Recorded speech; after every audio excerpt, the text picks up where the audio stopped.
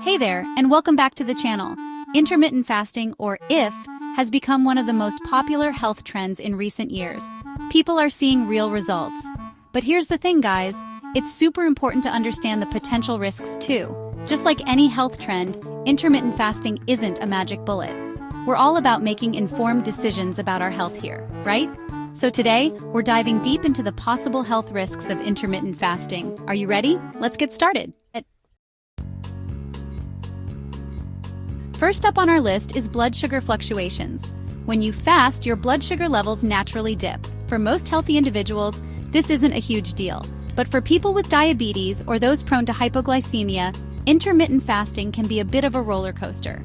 We're talking dizziness, fatigue, even fainting. So, if you're managing diabetes or any other condition that affects your blood sugar, consult your doctor before starting any fasting plan. They can help you weigh the potential benefits and risks and guide you on the safest approach.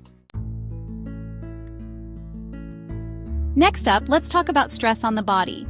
When you restrict food intake for an extended period, it can trigger a cascade of physiological responses. For some people, this stress response is manageable. But for others, especially those with a history of eating disorders or chronic stress, it can be a bit much. It can worsen anxiety, mess with sleep, and even lead to disordered eating patterns. Remember, guys, health is about balance, not extremes. Let's talk about muscle loss. IF can be an effective tool for shedding those extra pounds. But here's the catch. If you're not careful, it can also lead to muscle breakdown. Your muscles need a steady supply of protein and calories to repair and rebuild themselves, especially after exercise. When you're fasting for long periods and not consuming enough of these essential nutrients, your body might start breaking down muscle tissue for fuel. So if you're considering IF, make sure you're fueling those muscles properly and incorporating regular resistance exercises into your routine. All right, let's address the elephant in the room: digestive issues. Fasting can sometimes lead to problems like bloating, constipation, or even acid reflux. Long fasting periods can disrupt your gut's natural rhythm. Plus, when you finally break your fast, you might be tempted to overeat, which can put extra stress on your digestive system. It's all about finding that sweet spot.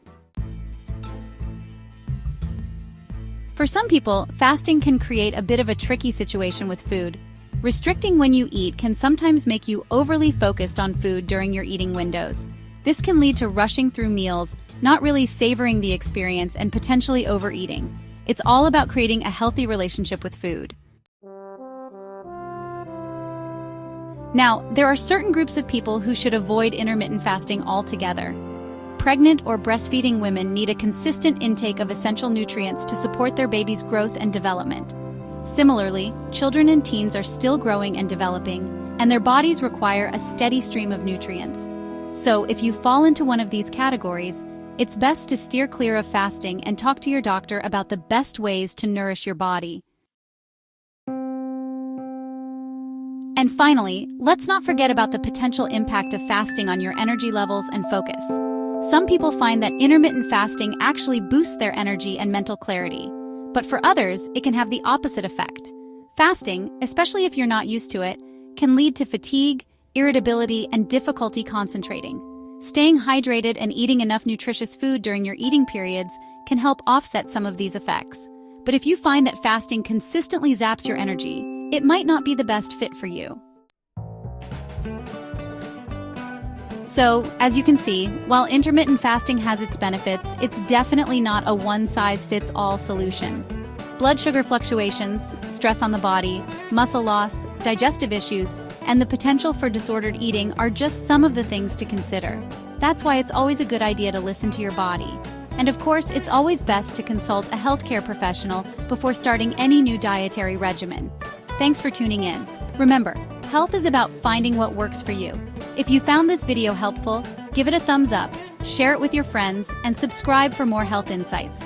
Take care, and I'll see you in the next one.